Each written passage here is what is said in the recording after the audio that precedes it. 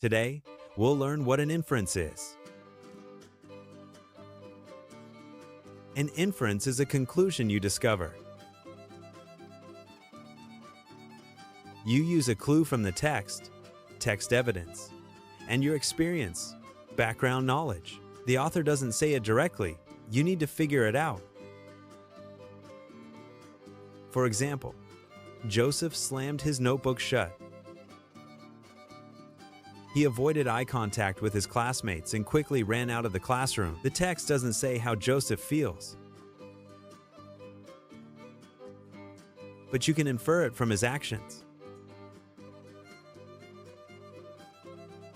To make a good inference, follow 3 steps. First, look for the clue in the text. What does the text tell you about the character? Second, think about what you already know. For example, I know that when someone avoids eye contact and runs out of the room, they might be upset. Third, combine the ideas to reach a conclusion. I can infer that Joseph is mad about something. Making inferences helps you understand stories better and answer questions more accurately.